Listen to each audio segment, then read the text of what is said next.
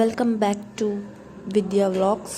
ನಾನಿವತ್ತು 5 ನಿಮಿಷದಲ್ಲಿ ಚಟ್ನಿ ಮಾಡುವ ವಿಧಾನ ಹೇಗೆ ಅಂತ ಹೇಳ್ಕೊಡ್ತೀನಿ ನೋಡಿ. 7ರಿಂದ 8 ಟೊಮೆಟೊ, 1-2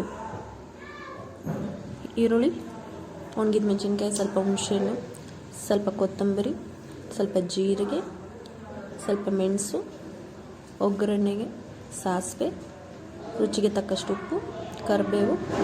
ಈಗ ಮಾಡುವ ವಿಧಾನ ಹೇಗೆ ಅಂತ ತಿಳ್ಕೊಳ್ಳೋಣ. 5 minutes ಚಟ್ನಿ. ಈಗ ಒಂದು ಪ್ಯಾನ್ ತಗೋಬೇಕಾಗುತ್ತೆ. ಒಂದು ಪ್ಯಾನ್ ತಗೊಂಡಿದ್ದ ತಕ್ಷಣ ಸ್ವಲ್ಪ ಆಯಿಲ್ ಹಾಕ್ಕೋಬೇಕು.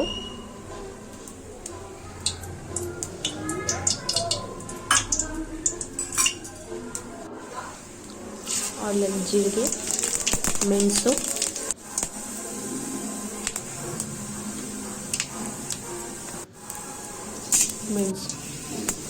ಈರುಳ್ಳಿ ಇಟ್ಕೊಂಡಿದ್ದೆಲ್ಲ ಅದು ಹಾಕ್ಕೊಂಡು ಟೊಮೆಟೊ ಎಲ್ಲ ಹಾಕ್ಕೊಂಡು ಸ್ವಲ್ಪ ಹುರ್ಕೋಬೇಕಾಗುತ್ತೆ.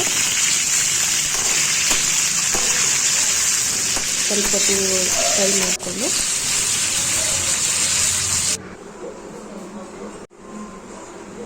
ಒಂದು ಜಾರಿಗೆ ತಗೋಬೇಕಾಗುತ್ತೆ. ಈಗ ಮಿಕ್ಸಿಗೆ ಹಾಕ್ಕೊಳ್ಳೋಣ. ಅದಕ್ಕೆ ರುಬ್ಕೋಬೇಕಾಗುತ್ತೆ. ಮತ್ತು ಒಗ್ಗರಣೆಗೆ ಪ್ಯಾನ್ ತೊಗೊಂಡು ಸ್ವಲ್ಪ ಆಯಿಲ್, ಸ್ವಲ್ಪ ಸಾಸಿವೆ ಹಾಕಿ, ಕರಿಬೇವು, ಒಣಗಿದ ಮೆಣಸಿನ್ಕಾಯಿ ಹಾಕಿ ಸ್ವಲ್ಪ ಫ್ರೈ ಮಾಡಿಕೊಂಡು ಈಗ ರುಬ್ಬಿರುವಂತಹ ಚಟ್ನಿಯಲ್ಲಿ ಈ ಒಗ್ಗರಣೆ ಹಾಕಿರುವಂಥ ಇದನ್ನು ಹಾಕಬೇಕು.